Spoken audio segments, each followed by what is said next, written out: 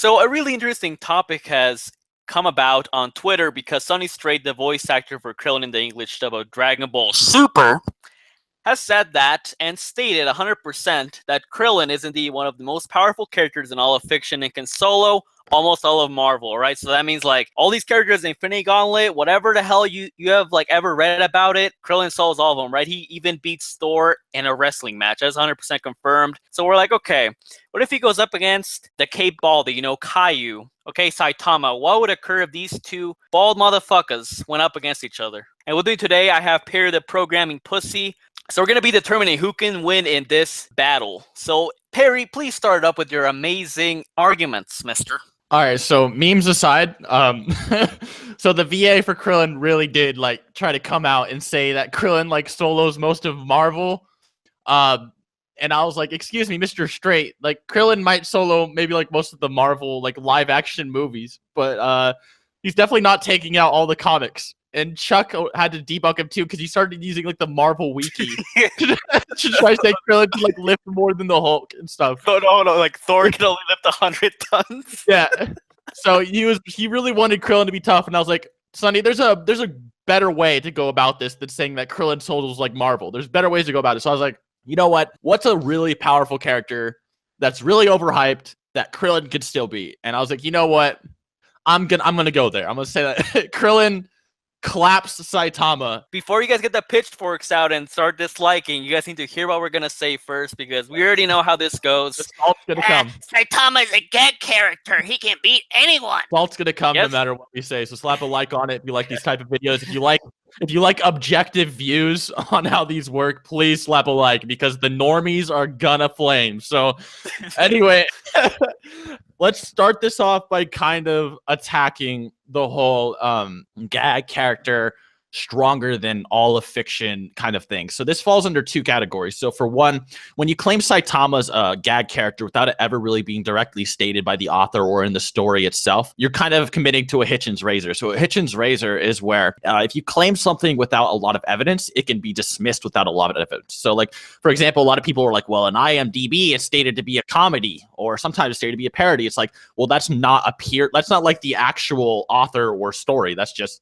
somebody, that'd be their interpretation of how the story works, right? It would still be a Hitchens razor because the story doesn't operate much like that at all. Also, an Occam's razor in this case would be claiming things that are really substantial. So like Saitama can one-shot all of fiction. When people claim that Saitama can one-shot all of fiction because it's in his character, you need substantial evidence to prove that. So the bigger the claim, the more evidence you need. However, Saitama does not fall under enough evidence to claim that he can one-shot all of fiction because he's never done anything like that. Real quickly, I'm going to be as objective as possible so no one gets salty. Let's go over the type of people that Saitama actually fights. So there's a wolf class, appearance of a being or a group that might pose a threat. Whatever, right? Let's just whatever gang of people is starting shit. A tiger would be a threat endangering the lives of a great number of people. Once again, it doesn't really mean a whole lot. Next would be demon, a threat endangering a whole city or its infrastructure. That'd be like barely city level. Dragon, a threat endangering multiple cities. And the thing is, once you get to dragon level, like beings like the Elder Centipede require Metal Knight, Tatsumaki, or Blast to take care of, or Saitama.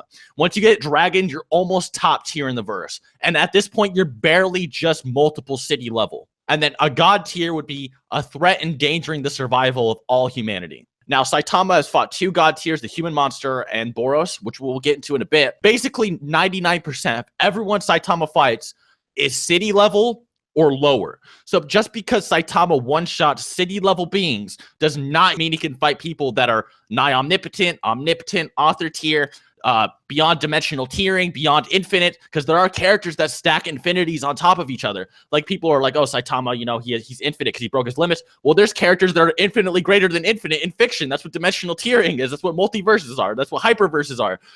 There's just not enough evidence, and it falls under Occam's razor. So, and another thing with Hitchens is, if you're going by, the title of the story, like One Punch Man means he can actually one punch anything, then you could say Vegeta's Big Bang attack is actually a fucking Big Bang because it's called that. Or you could say that Dokkan battle characters that are called, like Vegito, he is called Azure Omnipotence. I guess Vegito's just omnipotent now because that's his title.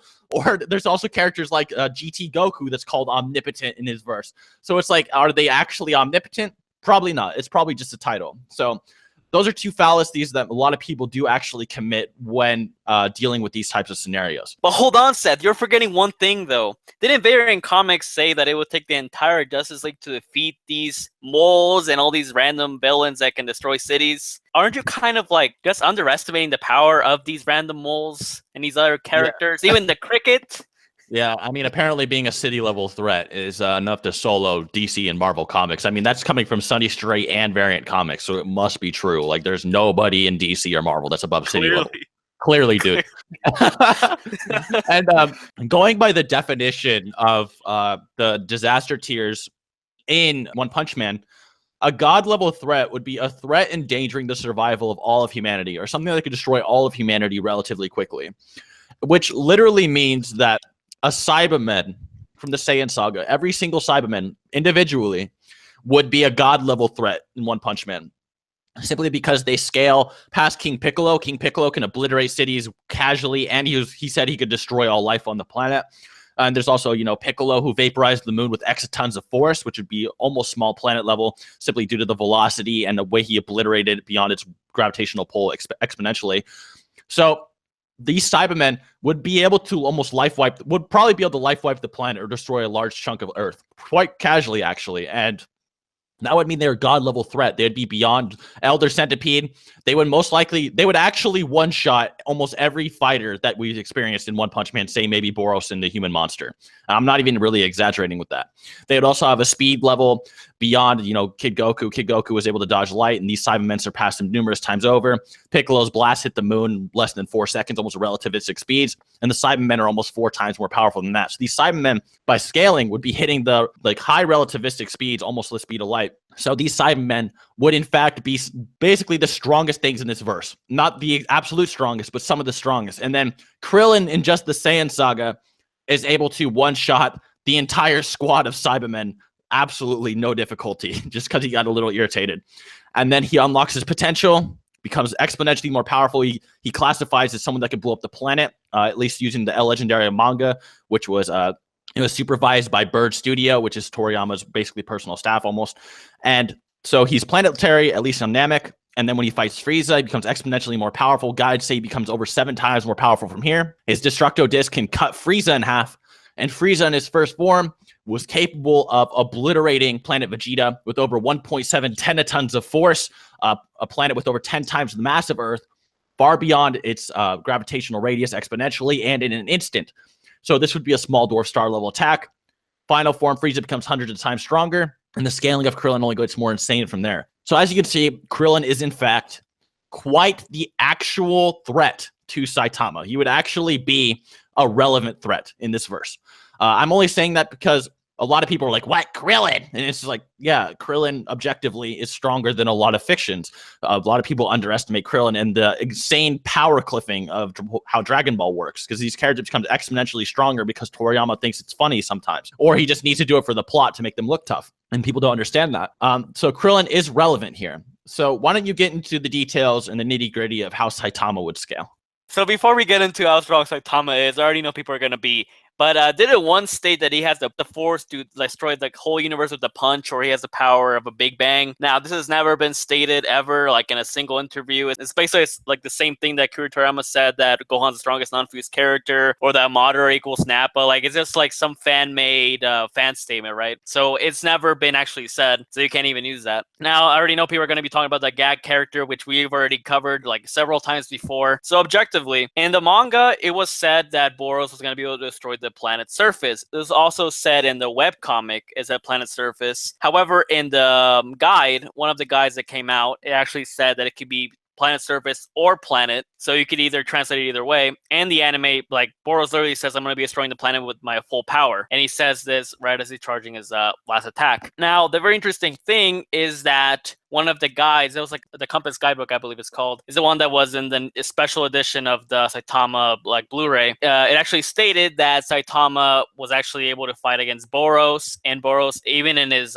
form before Meteoric Burst, was already planetary. So that means like Saiyan Saga level was like bare minimum. In his final form, it said that he actually has the power to destroy entire stars. It was confirmed now. Now we know that the star busting cannon is not a hyperbole. It's like actual fact now that it can destroy a star. If we say Boros is like relative to Frieza in the Namek Saga, if Saitama beat him with like a really small portion of his power, I mean, we've said several times like 1% is pretty generous. We don't know what percentage he used, but to say that, let's say Saitama used like a 1 quintessillionth of his power, I mean, it's kind of stretching it, because even that very guide says that even Saitama was clubbered up a little bit. Pretty sure that's what the guide says, that Saitama actually has some trouble with him. If we say Saitama's like several times stronger than Boros, bare minimum, even while barely using any like source of his power, then you can definitely see that he might stack up pretty well against, even Namek Saga characters. And we actually did a video about Cell vs. Saitama. We did this back in May, I believe. And we said that even that a highball Saitama could be around those Cell levels of power, meaning that he would be like a solar system level being. Would this mean that Saitama could beat Krillin?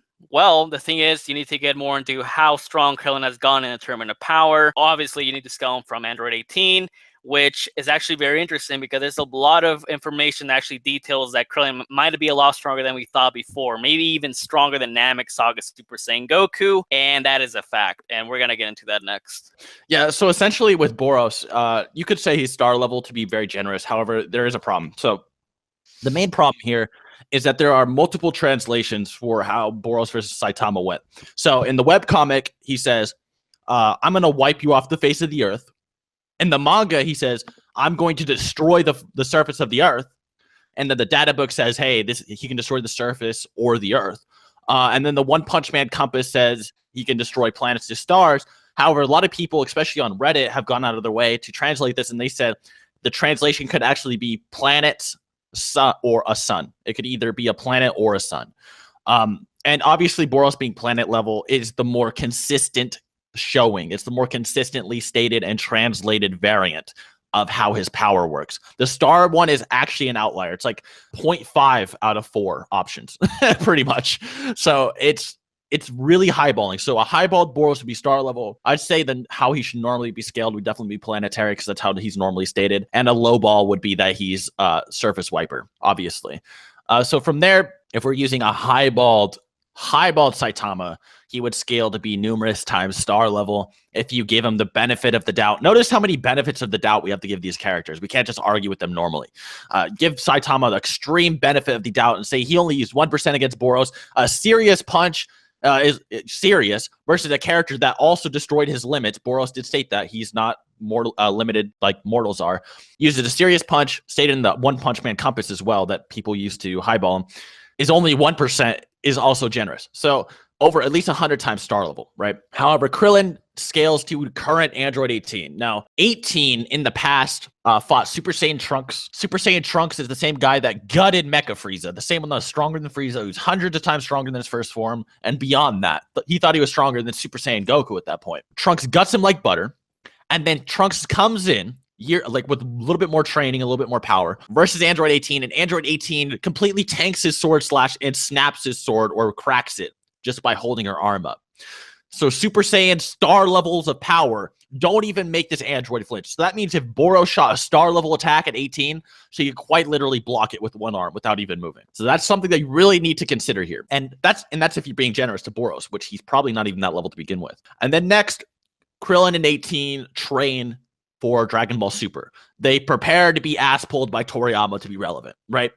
And this is kind of showed with Android 17 as well. Android 17 just kind of casually training on his little island, just fighting poachers, doesn't really care too much about anything, maybe doing a little push-up here or there, is capable of fighting Super Saiyan 3 Goku in the manga, and is able to push Goku to Super Saiyan Blue in the anime. Stronger than Gohan. So from there, Android 18 goes to the Tournament of Power, and she fights Majora, right, with Krillin. Majora kicks 18, and 18 is stronger than ever now. We've seen androids with just a little bit of training become exponentially strong. We've seen it with Frieza as well. So with her exponential training increase, she holds her arm up just like she did versus Trunks, and Majora one-shots her through her arm with a kick. Krillin then comes in and is able to finesse this same fighter, throws a shoe on his nose, and blasts him out of the ring. So by this point, Krillin is beyond the previous levels for Super Saiyan. And before you say, but he's just a human, the humans have actually had the same potential as the Saiyans. Well, not the same potential, but have had the potential to catch up to previous levels of the Saiyans numerous times.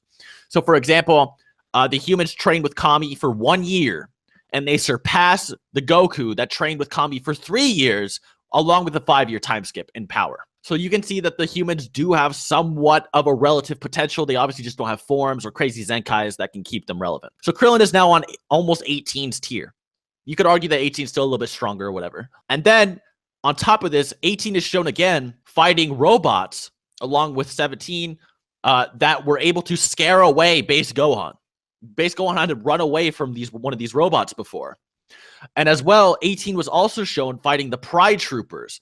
These same Pride Troopers can become so heavy that their sheer mass can sink into the Kachin, which could tank over star-level attacks from Gohan's swing. So she's able to carry over a weight that can crack something with over star-level durability. So you get the idea that Krillin is insanely powerful. Now, if we're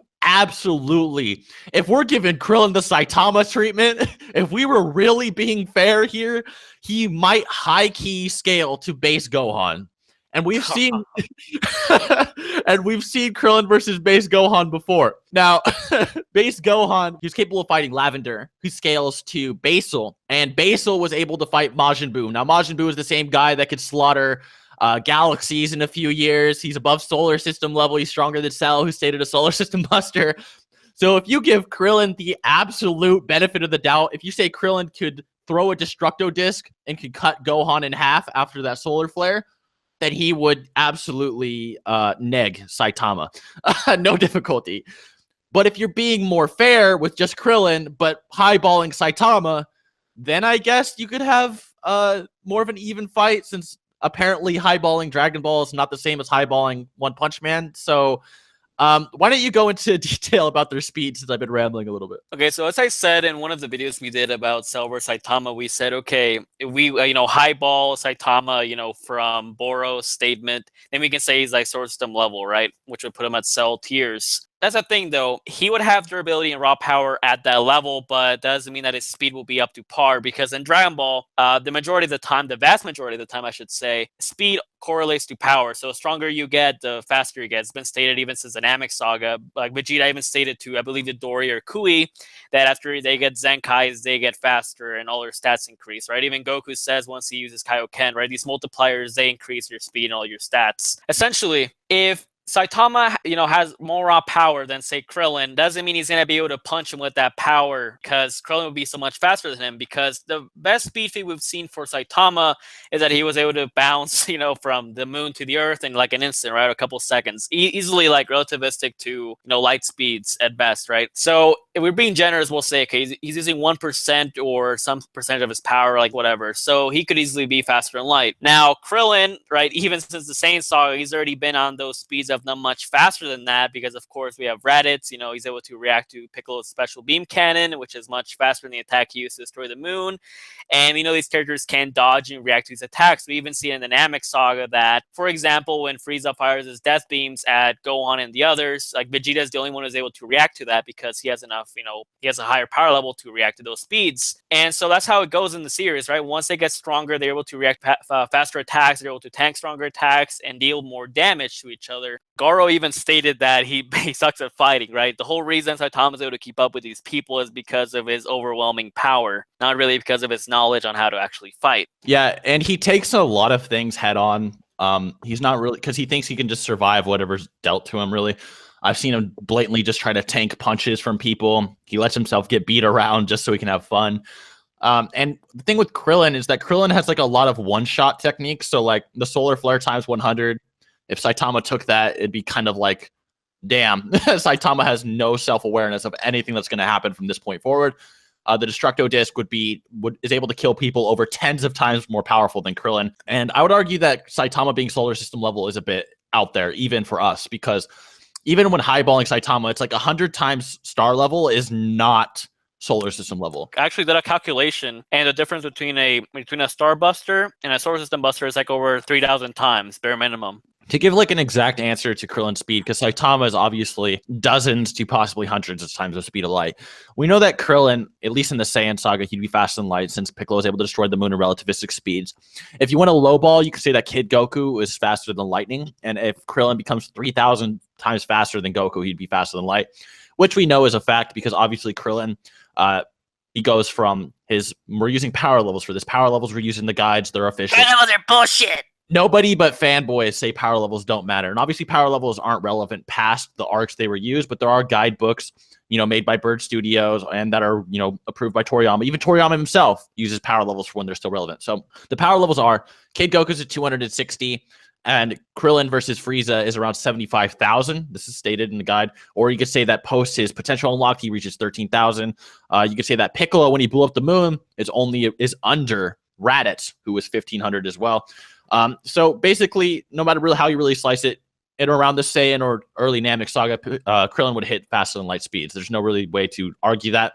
And obviously, if he's becoming stronger than a Super Saiyan, who's over 150 million, he'd be tens of thousands of times stronger than those previous calculations, which would be faster than light, even if you used the low-balled lightning scaling, they ignored the exponential increase of characters. And of course, if you say he scales to the Buu saga because you want to wank him like you want to wank Saitama, right? Then he would be massively faster than light because Buu is obviously going to destroy the universe in a few billion years, and the universe is possibly septillions of light years, if not far, far, far greater, right? So there's no real way to say that Saitama reaches anything around those levels, which is absolutely ridiculous.